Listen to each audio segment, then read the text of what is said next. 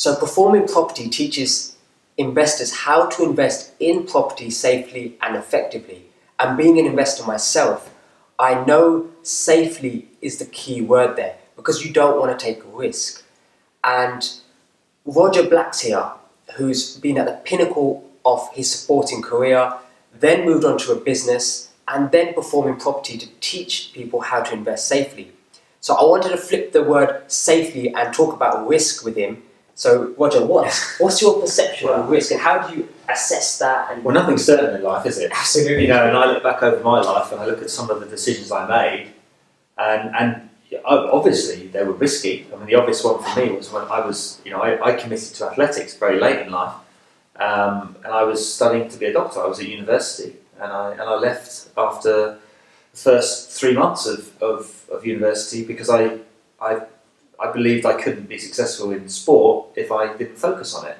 Now, many people have said that's a crazy thing to do, because the chances of you making, there was no money to be made in running unless you won Olympic medals, Okay. and you're going to get injured all the time. So if you're talking about risk, the chances of winning an Olympic medal, if you're going to bet against somebody than for, right? Yeah. Be a doctor, great, but it wasn't my passion. So I didn't see it as a risk. I think the risk to me was looking back going, if only I'd done that. I had to give it a go. But also I knew at the back of my head that if it hadn't succeeded, I had something to fall back on. And I think with property investing, I think you have to commit. But I think the majority of people that go through our courses, they don't give in their job the next day. You're able to start this journey alongside work. You find time, you make time, you create time. So do this after hours. Absolutely, after hours, weekends.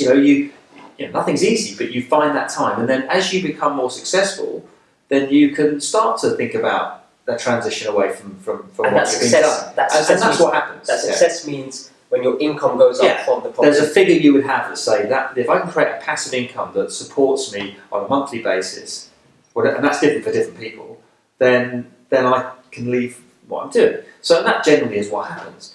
But so risk, we minimise risk with knowledge and experience. Absolutely. So, but most things in life are a risk. I'm a property investor. You're always making decisions that you've got two ways to look at it. You can say that's a bit risky, or you can go, it's going to be okay because I've got the knowledge and I know how this plays out. But to get to this end game, and in property it generally is, you buy something, you do it up, you refinance. Yeah. And you tenant the house. It's quite straightforward. But from the start to the end game, that can take a lot longer than you thought, and things can get in the way, and things are a bit more expensive than you planned. And it can go the other way. It can go really smoothly.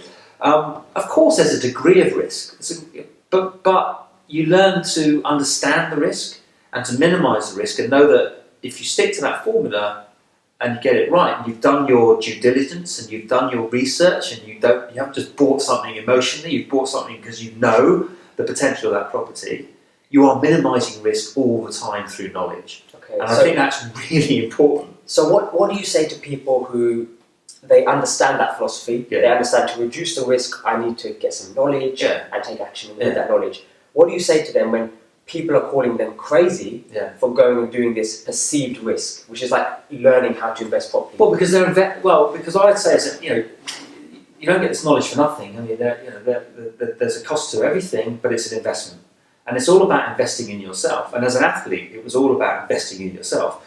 Whether that's having a masseur or a psychologist, or just you're always investing in yourself financially and physically. And we kind of stop that, don't we? And so on the property journey, it is an investment in yourself, and any good investment, you will get a return back from that. So I think if people see property as risky, they shouldn't be doing it. If people see property as an easy way to get rich quick, they shouldn't be doing it. Definitely not. If people see it as, look, clearly property has worked over the years for most people, and certainly for a lot of people, and there must be a formula to this, and there must be lessons I can learn, and if you can do it, I can do it, and I'm keen to learn, then go for it, give it a go. And it minimises their risk. It's all about minimising risk. One thing we learned in sport was No one was guaranteed to win an Olympic medal or an Olympic gold medal. Nobody. Not even Usain Bolt was guaranteed it. Okay? Because anything can happen. You can pull a hamstring in a race and it happens, right? So there's no guarantee. All we try to do as athletes is to make it as likely as possible that when I have to run as fast as I can in that arena, I will do it. Everything is making it as likely as possible that I will succeed. And it's the same in property investing. If you can make it as likely as possible that you will choose the right property in the right place, and you won't always get it right, but actually make it as likely as possible that even if it doesn't create the deal that I thought it would, it's still going to be a profitable deal. And have a good return. And a good return, then you'll be okay. Great. But I think it's nothing is guaranteed. But one thing I do think is guaranteed is if you don't have the knowledge and you aren't surrounded by people who are happy to work with you and help you with that knowledge, then you're not making it as likely as possible that you're going to be successful. You're giving it a go and you're hoping. That makes sense. So for those people who somebody's calling them crazy, they can just say to them, actually, I'm reducing my risk because I'm actually getting educated and I'm surrounding myself with good people who are walking the walk. Absolutely. And walking the streets. Walking the streets. I mean, any property that myself and Steve Back look at, we know the properties next door. We know the area. We know what the potential of a property is. And there's a criteria that you apply that if it doesn't tick those boxes, you wouldn't touch that property. And that's called an education. And you know all this before you even get. And you look at many properties and then you make that decision. And that sounds like proper risk reduction. Yeah, you are absolutely reducing your risk and making it as likely as possible that that's a good decision. Nice, thank you.